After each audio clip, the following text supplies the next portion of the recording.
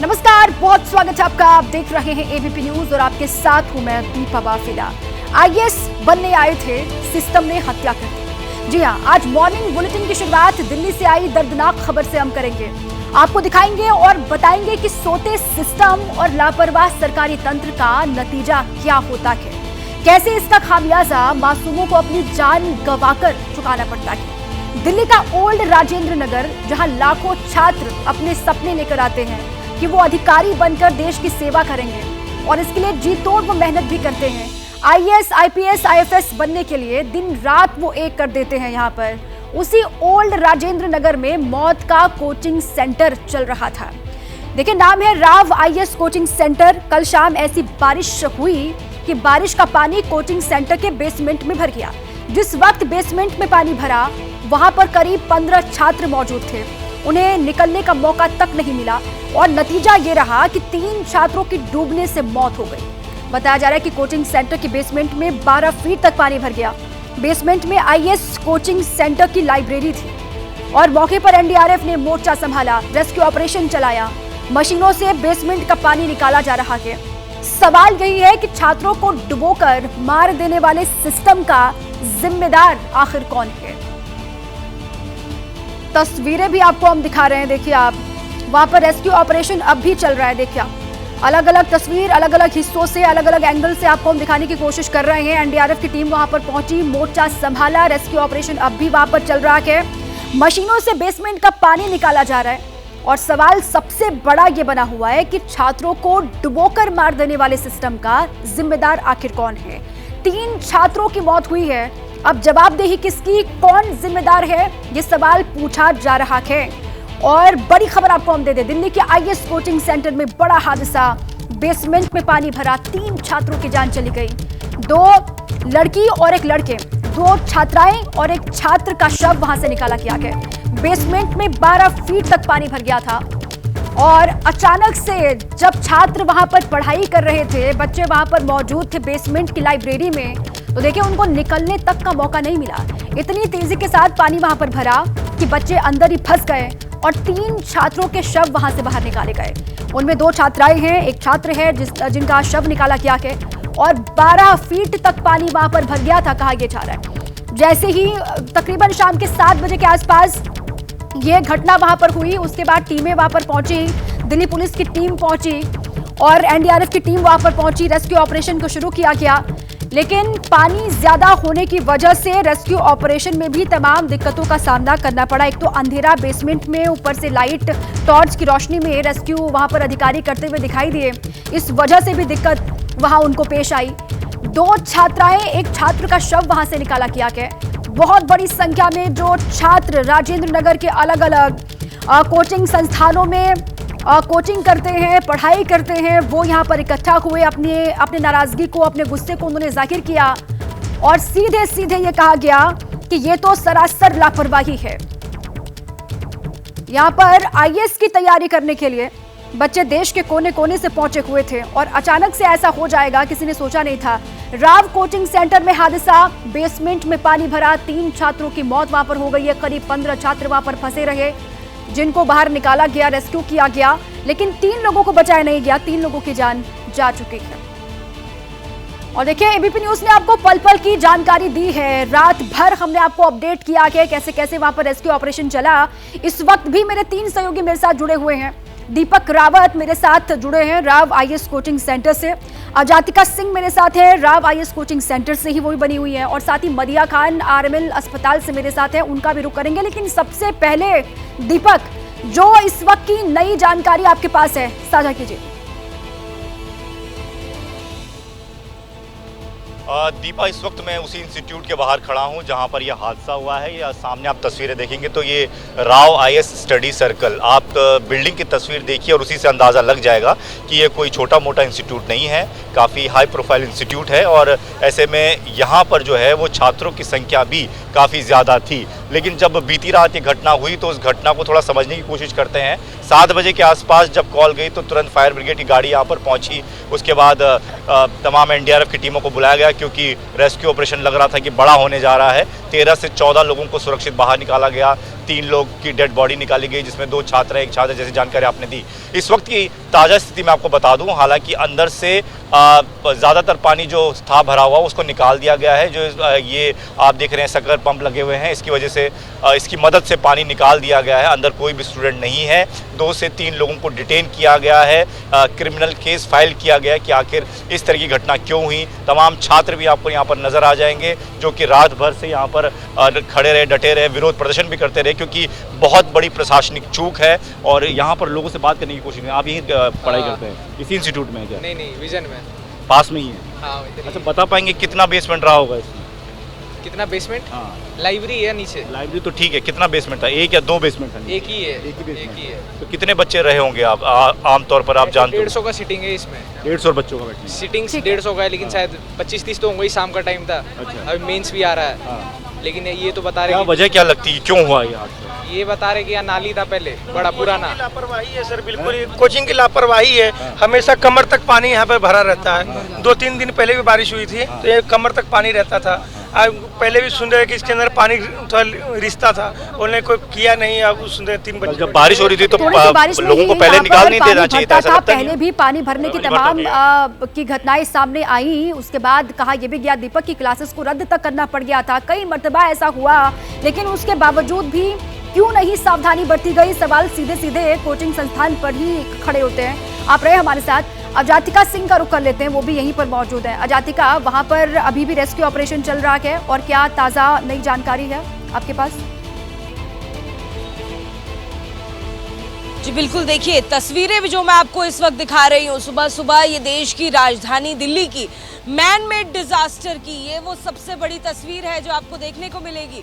ये राजेंद्र नगर, जो कि सबसे बड़ा हब माना जाता है यूपीएससी कोचिंग का, यह आलीशान आपको कई मंजिला की इमारत दिखाई देगी। तमाम फैसिलिटीज से लैस ये इमारत दिखाई देगी। लेकिन जिस तरह से बीती रात को घटना हुई, वो कितनी शर्मनाक तस्वीर उसने देश की राजधानी के सामने पेश की है, वो इस बिल्डिंग के सामने नजर आएगा आपको। लगातार ऑपरेशन पूरी रात चलता रहा है। 3 डेड बॉडीज निकाली गई हैं। कई सारे जो बच्चे हैं वो यहाँ पर दिखाई दे रहे हैं जो पूरी रात से जुड़े हुए हैं। परिवारों को अब तक सूचित किया गया है या नहीं किया गया है, इसकी जानकारी फिलहाल अब तक नहीं है। 12 फीट तक पानी भरा रहा और कई घंटों तक उसे निकालने की जद्दोजहद चलती रही। ये देश की राजधानी की एक पहचान है और ये मैन मेड डिजास्टर की तस्वीर है। सवाल सबसे बड़ा यही कि जो अंडर वाटर यहाँ पर इकट्ठा हुआ, यानी कि बेसमेंट में हुआ, आखिर वहाँ पर 2 एंट्री और एग्जिट पॉइंट क्यों नहीं थे? क्या इस बिल्डिंग के पास में एनओसी था, चाहे वो फायर का हो या फिर बाकी तमाम जरूरतों को लेकर जो एनओसी जारी किए जाते हैं, क्या वो था, नहीं था? बहुत सारे सवाल हैं, बहुत सारे सवाल हैं जिनका जवाब ढूंढा जा रहा है। और इस बीच एक और बड़ी खबर देखिए, अभी भी बेसमेंट में पानी भरा हुआ है, जिसकी जानकारी अजातिका भी दे रही थी। अभी भी वहां पर पानी भरा है। रेस्क्यू ऑपरेशन अब भी वहां पर चल रहा है। बेसमेंट में रेस्क्यू ऑपरेशन का काम चल रहा है। मशीनों के जरिए पानी को वहां से बाहर निकाला जा रहा है। एनडीआरएफ, दमकल की टीमें और पुलिस की टीम वहां पर मौजूद है। राव आईएएस कोचिंग सेंटर में यह हादसा जो हुआ, उससे हर कोई हैरान है। और लापरवाही किसकी? सीधे सीधे सवाल कोचिंग संस्थान को लेकर भी और दिल्ली सरकार को लेकर भी। बेसमेंट में अब भी पानी भरा हुआ है, कहा जा रहा है। रेस्क्यू ऑपरेशन अब भी वहां पर चल रहा है। टीमें रात भर वहां पर रेस्क्यू ऑपरेशन में जुटी रही। मशीनों का इस्तेमाल वहां पर किया जा रहा है और मशीनों के जरिए पानी वहां से बाहर निकाला जा रहा है। और आरएमएल हॉस्पिटल से मदिहा खान मेरे साथ बनी हुई है, आइए उनका सीधे रुख करें। मदिहा, 3 लोगों की जान गई है, 2 छात्राएं और एक छात्र बताए जा रहे हैं जिनकी जान गई है। अब इनकी पहचान हो चुकी है, कौन है, कहाँ के रहने वाले हैं? देखिए, मैं आपको बता दूं, कल शाम 7 बजे से रेस्क्यू ऑपरेशन जो है वो शुरू हुआ था और कई घंटे बाद जो है वो वहां से जो शव थे वो निकाले गए स्टूडेंट्स के। पहले 2 फीमेल स्टूडेंट्स के वहां से शव निकाले गए, आरएमएल अस्पताल उनको लाया गया शवों को, और उसके बाद देर रात वहां पर एक और छात्र का शव जो है वो निकाला गया। तकरीबन 3 वहां से शव जो है, बॉडीज जो हैं वो निकाली गई, आरएमएल अस्पताल आई है। देर रात तक यहाँ पर जो स्टूडेंट्स थे वो स्टूडेंट्स स्टूडेंट्स जो कि उन लोगों के परिचित थे, जानते थे, दोस्त थे, वो यहाँ अस्पताल में मौजूद रहे और कई स्टूडेंट्स ने उनकी आइडेंटिटी कैमरे पर हमारे सहयोगी को नहीं बताई। ये कहा कि अभी उनके पेरेंट्स को नहीं इन्फॉर्म किया गया है, इसी वजह से अभी वो लोग खुल के बात नहीं कर रहे हैं कि आखिर वो स्टूडेंट्स कहाँ से थे। लेकिन जो मोटे मोटे तौर पर जानकारी मिली है, दिल्ली के नहीं थे वो स्टूडेंट्स, बाहर से आए हुए थे पढ़ने के लिए और उनके पेरेंट्स को देर रात इन्फॉर्म किया गया या नहीं किया गया, ये अभी जानकारी ऑफिशियल तौर पर सामने नहीं आई है। लेकिन यहाँ पर शव पहुंच गए थे, उसके बाद देर रात तक पुलिस की फॉर्मेलिटीज चलती रही और साथ ही साथ जो उनके परिचित थे, उनके दोस्त थे, वो यहाँ पर देर रात तक मौजूद रहे और सभी छात्रों ने सवाल उठाए कि आखिर इस सबका जिम्मेदार कौन, क्योंकि बड़ी बड़ी बिल्डिंग्स जो हैं वहां पर, आलीशान बिल्डिंग्स, उसमें इस तरह की लाइब्रेरीज चलती हैं और लाइब्रेरीज में किस तरह की फैसिलिटीज होती है और अचानक इतना बड़ा अगर हादसा हो जाता है तो उसका जिम्मेदार कौन, क्योंकि जिम्मेदार या जिम्मेदारी इसमें सिर्फ एक ही नहीं है, इसमें सिस्टम के कई लोग मौजूद हैं जिनकी जिम्मेदारी बनती है। और सवाल ये होता है कि जिनकी जिम्मेदारी है, क्या उनके ऊपर सख्त कार्रवाई हो पाएगी या नहीं। फिलहाल तीनों शव जो है आरएमएल अस्पताल में है और अब क्योंकि सुबह हो चुकी है तो अब ऑफिशियल तौर पे जानकारी आने की उम्मीद है कि ऑफिशियल तौर पर हम तक भी जानकारी आए कि उनके पेरेंट्स को इन्फॉर्म किया गया है और क्या उनके पेरेंट्स अब कितनी देर में दिल्ली पहुंचेंगे और फिर आगे की क्या फॉर्मेलिटी होगी। लेकिन अभी तक अस्पताल प्रशासन की तरफ से कोई भी जानकारी नहीं दी गई है, लेकिन फिलहाल शव जो हैं वो अस्पताल पहुंच गए हैं और अभी कोई स्टूडेंट्स भी हमें आसपास दिखाई नहीं दे रहे हैं। लेकिन हो सकता है अब से कुछ देर में जो उनके फ्रेंड्स थे वो यहाँ पर पहुंचे और उनसे भी हम बातचीत करें, लेकिन अभी फिलहाल जो पेरेंट्स हैं उनको सूचित किया गया या नहीं किया गया, ये अभी जानकारी सामने नहीं आई है। जी बिल्कुल, इससे दुर्भाग्यपूर्ण और क्या होगा मदिहा, क्योंकि आप दिल्ली के नहीं थे, आप ये जानकारी दे रहे हैं, वो दिल्ली के बाहर से थे और देखिए आईएएस बनने का, अधिकारी बनने का ख्वाब वो लेकर के आए थे और उनके हिस्से मौत आ गई। बड़ी जानकारी एक और आपको हम दे दें, आईएएस कोचिंग सेंटर हादसे पर अपडेट जान लीजिए आप। हादसे की फॉरेंसिक जांच शुरू हो गई है। इतना पानी आखिर कैसे घुसा पता लगाया जा रहा है। अब ये पानी इतना 12 फीट जो बताया जा रहा है, वो इतना पानी आखिर कैसे घुस गया अचानक से अंदर जब वहां पर बच्चे मौजूद थे, इसके बारे में जांच पड़ताल शुरू हो चुकी है। अभी एनडीआरएफ की जो डाइवर्स की टीम है, टोटल अब तक 3 bodies have been recovered, 2 female bodies and 1 male body. उनको फर्दर लीगल एक्शन के लिए हमने पोस्टमार्टम एग्जामिनेशन के लिए भेज दिया है। जो कुछ स्टूडेंट्स यहाँ पे फंसे हुए थे उनको हमने रेस्क्यू भी किया है। 3 students have been sent to hospital, they are fine. उनको मेडिकल एग्जामिनेशन के लिए हॉस्पिटल भेजा है। और जो कुछ बाकी जो कुछ यहाँ पे काम करने वाले टीचर वगैरह टाइप के थे, जिनको भी रेस्क्यू किया गया था, उनको भी हमने मेडिकल एग्जामिनेशन के लिए भेजा है। जैसे मैंने बताया 3 तो हमने डेड बॉडीज रिकवर किए हैं। उसके अलावा करीब हमारे 13 to 14 लोग, अब एग्जैक्ट डिटेल्स आर देयर, मतलब जिनको हमने लाइव रेस्क्यू किया, they are fine, they have been sent to hospital for treatment. And during this entire rescue process जो है हमारे एक फायर पर्सनल का भी थोड़ा सा हेल्थ खराब हुआ था, तो उनको भी हमने हॉस्पिटल भेजा है। अब सर्च एंड रेस्क्यू के अलावा जो लीगल एक्शन वाला पार्ट है, किसी को अरेस्ट भी किया है क्या? We have registered a criminal case. हमारे फोरेंसिक टीम्स भी यहाँ पे हैं। हम उसको स्ट्रिक्ट सेक्शंस पे रजिस्टर करके we are taking proper action in that, हमारे फोरेंसिक टीम्स के साथ। और उसके बाद जो हमें फर्दर इन्वेस्टिगेशन के लिए यहाँ से जो चीज़ फोरेंसिक एग्जामिनेशन करके जो चीज़ करना है, वो सारे चीज़ हम कर रहे हैं। एनडीआरएफ को हम लोग को जैसे ही सूचना मिली है, लगभग 9 बजे से हम लोग यहाँ पे लगे हुए हैं। आते ही हमने तुरंत ही एक बॉडी रिट्रीव की, उसके जस्ट 15 से 20 मिनट बाद दूसरी बॉडी रिट्रीव की और उसके 1 घंटे के लगभग में फिर हमने तीसरी बॉडी रिट्रीव की।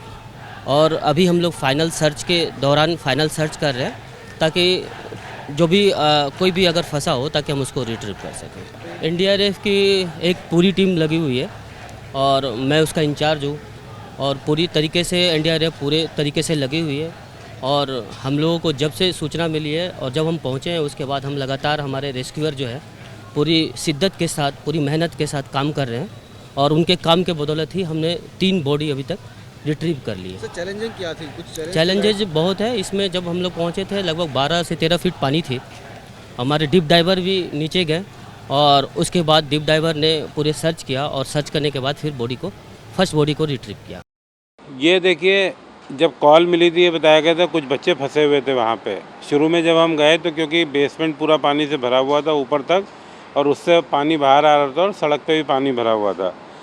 तो शुरू में तो आप ये देखिए हम पानी निकाल रहे थे, वो पानी वापस आ रहा था क्योंकि सड़क ऑलरेडी पानी से लबालब भरी हुई थी। पर जैसे जैसे जो है बारिश का पानी रिसीड हुआ, फिर हमने जो है बेसमेंट से पंप लगा के जो पानी निकाले तो हमें जो है पहले एक बच्ची की वो मिली, बॉडी मिली और उसके बाद फिर दूसरी बच्ची की बॉडी मिली। काम अभी भी जो है हमारा रेस्क्यू का काम चालू है। 2 से 3 बच्चे ही शुरू में बताए गए थे, तो 2 बच्चे हमें मिल चुके हैं, तो एक बच्चा और है, उसी को हम लोग अभी ढूंढ रहे हैं और मुझे लगता है 1 घंटे के अंदर में वाटर लेवल और नीचे चला जाएगा। तो उसके बाद जो है हमें अगर वो बच्चा है अभी तो हमें ज़रूर मिल जाएगा। वहाँ पे मैं एक देख रहा था अभी कि बताया मेरे को एक लड़के ने वहाँ पे कि सर पानी हर बार बढ़ता है, पर इस बार पता नहीं अचानक इतनी तेज़ी से पानी भरा कि हमें बाहर निकलने का समय नहीं निकल पाया, मतलब नहीं मिल पाया, हम बाहर नहीं निकल पाए। 30 बच्चे करीब बता रहे थे वो लोग थे, काफ़ी लोग निकल गए, 2-3 बच्चे जो रह गए क्योंकि पानी वो ये बता रहे पानी भरने में 5 मिनट से ज़्यादा का टाइम लगा नहीं। तो पानी कैसे इतनी तेज़ी से भर गया, इतनी तेज़ बारिश हुई या सारा पानी उधर कैसे आ गया, ये एक जाँच का विषय हो सकता है। तो दिल्ली पुलिस, एनडीआरएफ और फायर सर्विस के अधिकारियों की बात आपने सुनी, वो जानकारी साझा कर रहे हैं मेरे सहयोगी दीपक लगातार मेरे साथ बने हुए। आइए सीधे उन्हीं का एक बार फिर से रुख करते हैं। दीपक, क्या ये जानकारी अभी तक मिल पाई है या फिर किसी के पास ये जानकारी है कि जब बच्चे वहां पर पढ़ रहे थे, बच्चे वहां पर मौजूद थे, तो अचानक से इतना पानी वहां कैसे आ गया कि उनको संभलने तक का मौका नहीं मिला, वो बाहर निकल नहीं पाए, वहीं डूब गए, ये कैसे हो गया? बिल्कुल दीपा, इसकी जो जानकारी जो अभी इनिशियल रिपोर्ट के मुताबिक जो जानकारी सामने आई है उसमें सीधे तौर पर यही बताया गया है कि यहाँ पर एक पुराना सीवरेज का पाइप था जो अचानक से फटा और फटने के बाद एकदम से बेसमेंट में पानी भरना शुरू हो गया। दिल्ली में अक्सर हालात बारिश के बाद ऐसे होते हैं कि आपको जगह जगह जलभराव जैसी समस्या देखने को मिलती है, लेकिन कुछ बिल्डिंग्स ऐसी हैं जहाँ पर बेसमेंट ऐसे तैयार किए जाते हैं कि अगर पानी भर गया तो उसकी निकासी एकदम से नहीं हो पाती है, उसके लिए मोटर लगानी पड़ते हैं, सक्शन पंप लगाने पड़ते हैं और अक्सर यही वजह रहती है कि बड़े बड़े हादसे भी ऐसे होते हैं। इतनी बड़ी बिल्डिंग बना दी गई, आप जरा सोचिए, इतनी बड़ी बिल्डिंग बना दी है, हाई प्रोफाइल बिल्डिंग है और बेसमेंट में पानी निकलने का कोई रास्ता नहीं है। अब आप समझिए कि अगर इसके अंदर पानी भरा होगा जिसको अभी तक निकालने में इतनी मशक्कत करनी पड़ रही है, तो उस दौरान क्या हालात हुएंगे जब कई गैलन पानी जो है एकदम से भर गया होगा। और यही बताया जा रहा है कि उस दौरान करीबन 15-20 छात्र थे, 13-14 को बाहर निकाला गया, 3 की मौत हो गई। लेकिन सवाल ये भी है, जो छात्र यहाँ बता रहे हैं कि इस पूरे बेसमेंट में करीबन 100 से ज़्यादा बच्चे अक्सर लाइब्रेरी में बैठते थे क्योंकि बच्चे आईएएस की कोचिंग कर रहे हैं, देर रात तक पढ़ते थे। ऐसे में सवाल ये भी उठ रहा है कि जब कुछ दिन पहले भी यहाँ पर पानी भर गया था, आप बाहर देखिए, इसी तरीके से जब बारिश होती है तो पानी भर जाता है, तो जब पहले भी पानी भरा था तो ऐसे में जब बारिश हो रही थी और बच्चे बेसमेंट में थे तो उन्हें क्यों वहाँ से बाहर नहीं निकाला गया। सवाल कई सारे हैं, जवाब सरकार को देना है, एमसीडी को देना है, प्रशासन को देना है, लेकिन अभी तक ये ज़रूर है कि 3 बच्चों की जान चली गई, लेकिन इन बच्चों की जान के पीछे कि इतने बड़ा खिलवाड़ किसका है वो जानना जरूरी है। बिल्कुल, और सवाल का जवाब तो आईएएस, ये राव आईएएस कोचिंग सेंटर जो है उसके जो मालिक हैं, जो संचालक है, उनको भी देना होगा। दीपक, आप रहे हमारे साथ। दिल्ली आईएएस कोचिंग सेंटर में जो हादसा हुआ उस पर एफआईआर दर्ज हो गई, बड़ी खबर है।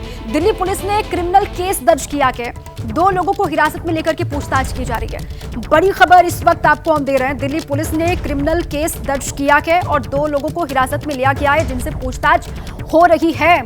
अब इस पर एक्शन भी अब होता हुआ नजर आ रहा है। अजातिका मेरे साथ लगातार बनी है। अजातिका, जो सवाल मैं दीपक से करना चाह रही थी, कोचिंग संचालक की तरफ से कोई बात कुछ अब बाहर निकल करके आ रहा है, कोई कुछ बोलेगा? क्योंकि जवाबदेही तो सबसे पहले जो बनती है वो कोचिंग संस्थान की बनती है, कोचिंग संचालक की बनती है। कोई जानकारी है इनके बारे में?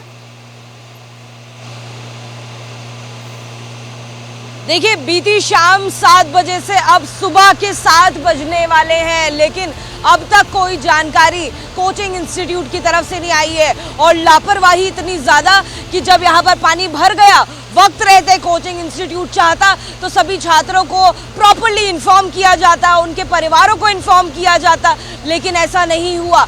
उन्होंने इंतजार किया कि यहाँ पर पानी भरे और डिजास्टर यानी विनाश जैसी स्थिति और ज्यादा गंभीर हो। उस बात को अगर तभी की तभी सीरियसली लिया होता, सिंसियरली लिया होता, तो ये पूरी घटना अवॉइड की जा सकती थी। 7 बजे से शाम के यहाँ पर रेस्क्यू ऑपरेशन शुरू हुआ। रात को 4 बजे तक जानकारी दी गई एनडीआरएफ की तरफ से कि यहाँ पर रेस्क्यू ऑपरेशन पूरा किया जा चुका है, लेकिन अब भी आप देखिए तमाम आपको मोटर के जो पाइप्स हैं वो लगे हुए दिखाई देंगे और लगातार जो अब भी भरा हुआ पानी है उसको निकालने की कोशिश की जा रही है।